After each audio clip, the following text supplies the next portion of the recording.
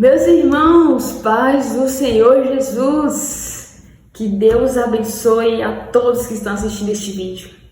Hoje nós vamos falar de um assunto muito importante para a igreja.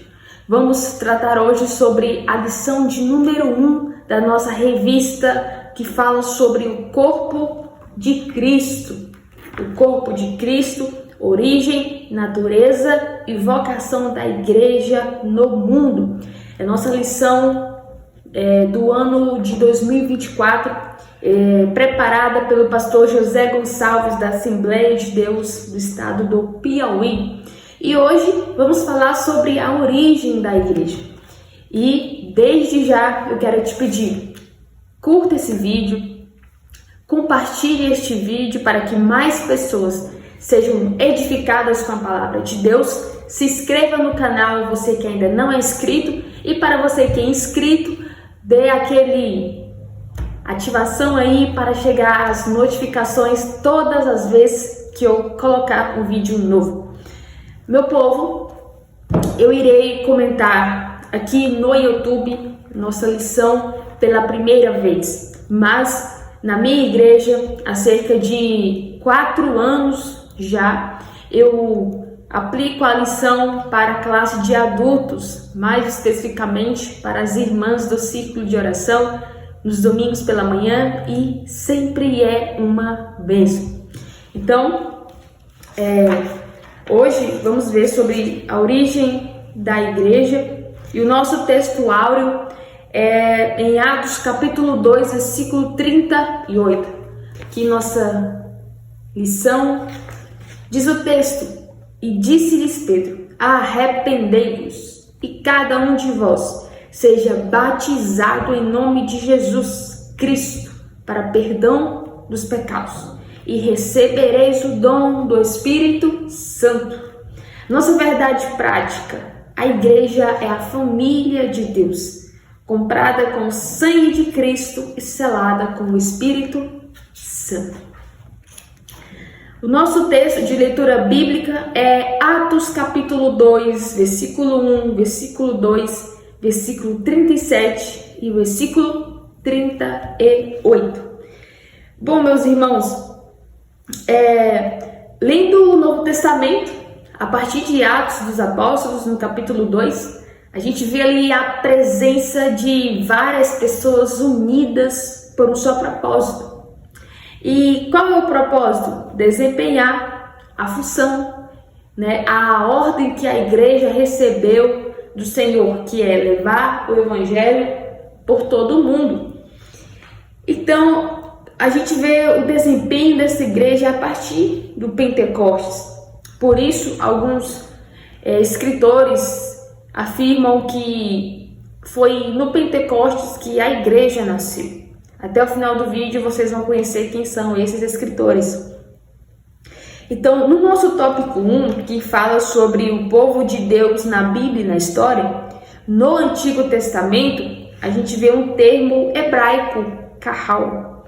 E o significado desse termo é ajuntamento do povo de Deus debaixo do antigo pacto. Não esquecendo, estou com o meu livro de apoio. Esse livro, meus irmãos, tem muito conteúdo e eu estou usando ele tanto que eu posso. Aqui tem algumas marcações, marque apenas as partes importantes. Então, servirá de apoio para a nossa lição, nosso vídeo ficar mais explicativo ainda. Então, quando a gente vê que esse termo kahal no Antigo Testamento ele é aplicado pela Septuaginta, esse termo, meu povo, quer dizer várias coisas. Por exemplo, em Deuteronômio 4, versículo 10, esse termo kahal é para o povo reunido. Em Juízes capítulo 20, versículo 2, significa congregação do povo. Esse termo kahal, em 1 Samuel 17, 47, significa multidão. Primeiro livro dos Reis, capítulo 8, versículo 22, significa congregação. Em primeiro livro das Crônicas, capítulo 13, versículo 2, significa congregação de Israel. E Neemias, capítulo 5, versículo 7, significa grande ajuntamento.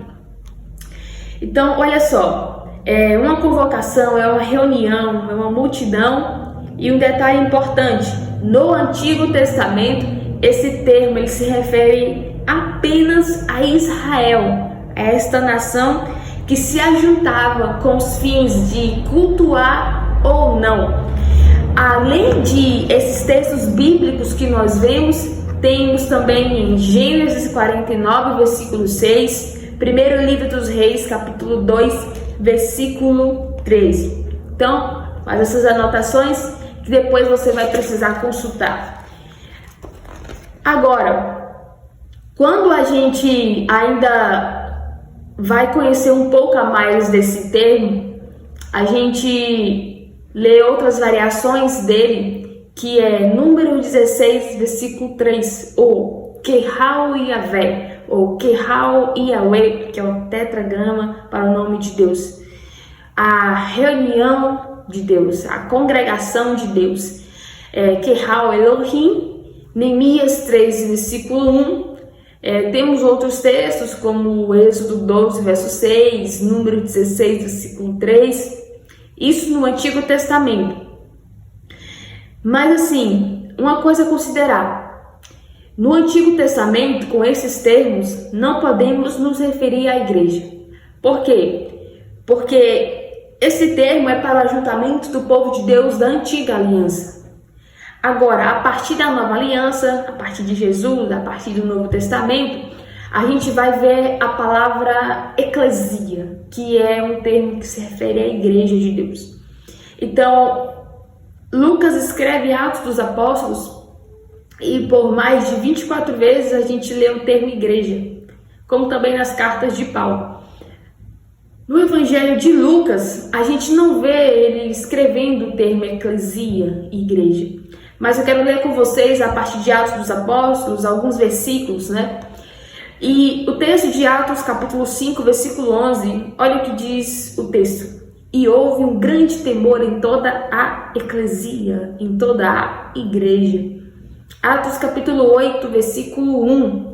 E fez-se naquele dia uma grande perseguição contra a eclesia, contra a igreja. Atos, capítulo 8, versículo 3. E Saulo assolava a igreja. Atos 9:31. Assim, pois, as igrejas em toda a Judéia, Galiléia, Samaria tinham paz e eram edificadas. Atos 12:5. A igreja fazia contínua oração por ele, Pedro, a Deus. Quero ler com vocês agora aqui uns textos de Paulo. E o texto de 1 aos Coríntios, capítulo 1, versículo 2. Da mesma forma, Paulo vai destacar esse termo igreja e ele escreve: a igreja de Deus que está em Corinto. Gálatas 1, versículo 13. Como sobremaneira perseguia a igreja de Deus e a assolava. Então, esse termo igreja, eclesia, a gente só vai ver no Novo Testamento, a partir de Atos dos Apóstolos. A única vez que a gente vai ver Jesus falando sobre esse termo é em Mateus 16, versículo 18, que eu edificarei a minha igreja. Então, não podemos afirmar que existia igreja no Antigo Testamento. Na verdade, existia Kahal, né? Um povo debaixo do Antigo Pacto. Mas qual é a diferença, então, Amanda, do povo do Antigo Testamento para o povo do Novo Testamento quando se ajuntava? Na sua forma e na sua função. O povo do Novo Testamento tem a função de ser templo, morada, habitação do Espírito Santo, como diz 1 Coríntios 3,16. Então, dizer que Israel e igreja é uma coisa só não é verídico. Israel é uma coisa, igreja é outra coisa. Então, lemos que no Antigo Testamento, Kahal era um termo hebraico para congregação, multidão, congregação de Israel. Já no Novo, a gente vê que tudo muda, né? É a igreja, é a eclesia, é o povo de Deus. Então, olha bem, já na história cristã, a partir da reforma do século XVI, a partir de 1517, com Martinho Lutero, em uma grande denominação protestante histórica, a igreja é definida como uma congregação local de pessoas regeneradas e batizadas após profissão da fé. Mas, um outro lado, um documento de uma grande denominação pentecostal americana entende que a igreja é o corpo de Cristo, a habitação de Deus através do Espírito Santo, com divinas nomeações para cumprimento de sua grande comissão, onde cada crente nascido do Espírito é parte integrante da Assembleia Universal e da Igreja dos Primogênitos que estão escritos no céu. Texto base, Efésios 1, 22, 23, Efésios 2, 22, Hebreus 12, 23. Então, meu povo, a gente entende que a igreja ela foi idealizada por Deus e estava no plano da salvação. No contexto da história cristã, a partir da reforma, surgiu o padre Miguel Maria Gambelli, que veio com o raciocínio de que o fundamento da igreja era Pedro. Mas a gente sabe que na nossa fé, o único fundamento da igreja é Jesus Cristo e não o apóstolo Pedro. Porque olha só o que diz Paulo em 1 Coríntios 3, verso 11. Porque ninguém pode pôr outro fundamento além do que já está posto, o qual é Jesus Cristo. Então, gente, a igreja, ela mantém sua fé fiel e verdadeira em Jesus Cristo e não no homem.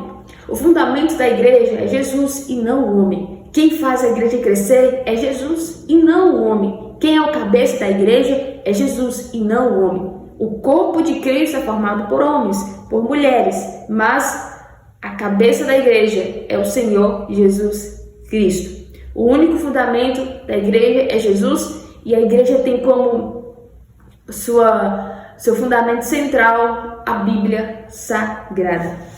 Quando a gente vai agora para nosso tópico 2, que vai falar sobre a igreja como criação divina, lemos no subtópico 1 que a igreja é uma criação, uma idealização de Deus. Carta aos Efésios, capítulo 1, versículo 4. Olha o que nos diz a palavra de Deus. Como também nos elegeu nele, Cristo, antes da fundação do mundo, para que fôssemos santos e irrepreensíveis diante dele em amor. Então, nessa carta aos Efésios, o apóstolo Paulo, a partir do capítulo 1, ele vai dizer, fomos escolhidos em Deus antes da fundação do mundo. E no capítulo 1, versículo 13, o próprio Paulo diz, fomos selados com o selo do Espírito Santo. E selar com selo era deixando claro, aquilo pertence a mim, é uma propriedade minha. Então, a partir do capítulo 3, versículo 3 ao 6, o apóstolo Paulo vai escrever que existia um mistério. E ele vai dizer que este mistério foi revelado a partir de Jesus, e é a igreja. Esta igreja que é composta por gentios e judeus, pessoas de todos os locais. Porque é o amor de Deus se expressando no plano da salvação. Enquanto que Israel era apenas um povo escolhido, um povo separado para Deus, a partir do Novo Testamento, a partir de Jesus, a gente vê que não é só um povo, mas vários povos, várias línguas, várias nações, que é o povo de Deus, né? A gente vê também isso lá em Apocalipse, capítulo 5, versículo 9.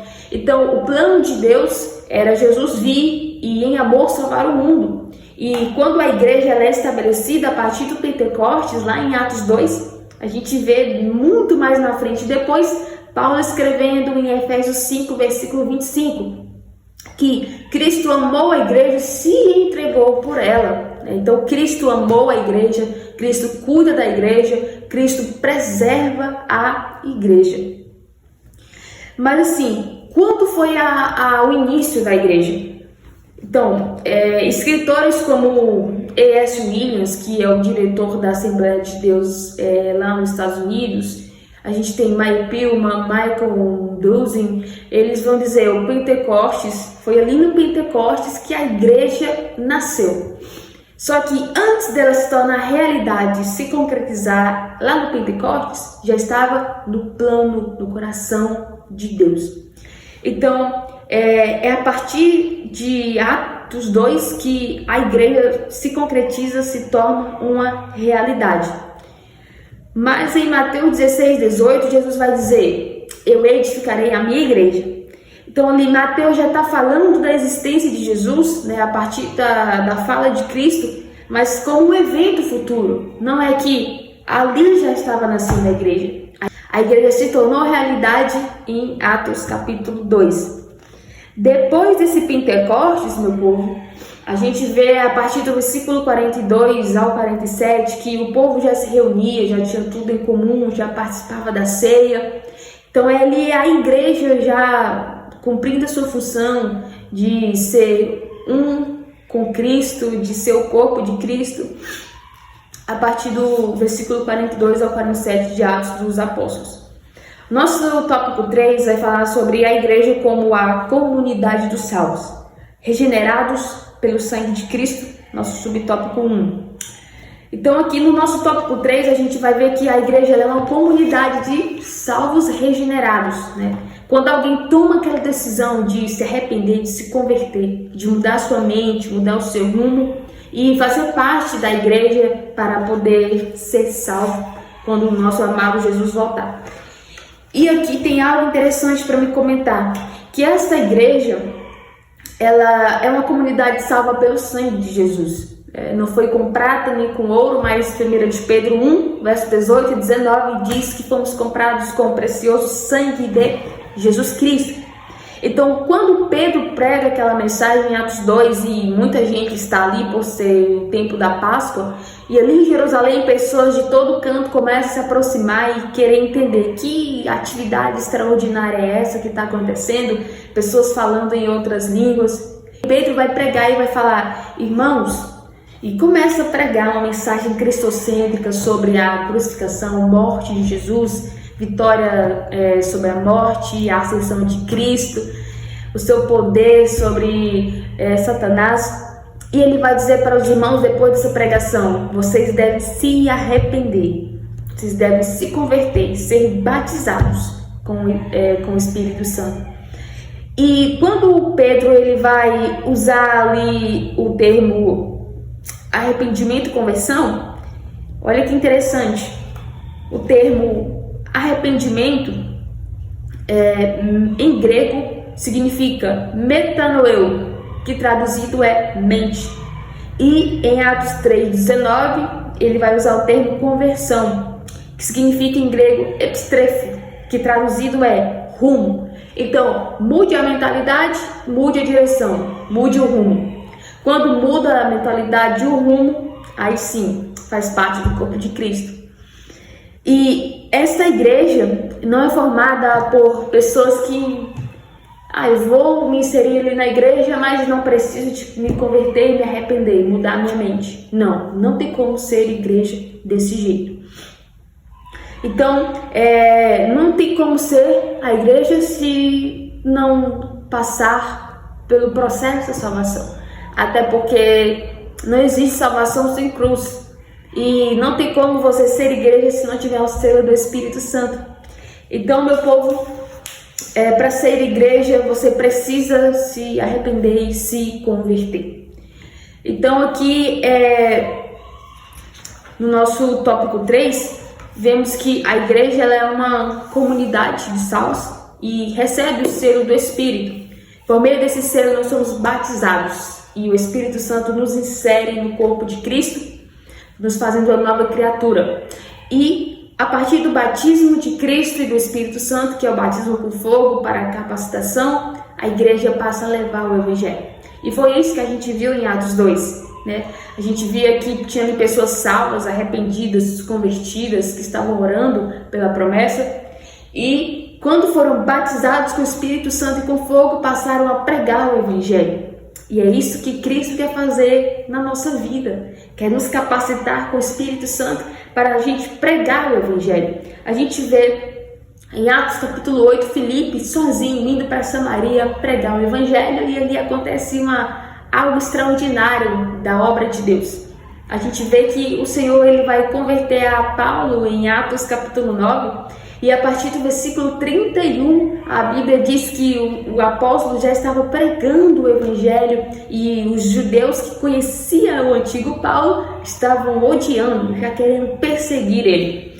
Então, a igreja, sintetizando aqui, a igreja ela nasceu a partir do Pentecostes, a partir do momento que o Espírito Santo desce. E esta igreja foi capacitada para pregar o evangelho e vidas serem inseridas no corpo de Cristo. A igreja já estava no plano de Deus antes da fundação do mundo e se concretizou a partir de Atos dos Apóstolos, capítulo 2. Que você tenha aproveitado muito bem deste momento de estudo da Palavra de Deus sobre a nossa lição de número 1. Não deixe de compartilhar este vídeo que é sobre a Palavra de Deus. Que Deus te abençoe e nós nos vemos no próximo vídeo, quando eu vou falar da nossa lição de número 2. Que Deus te abençoe.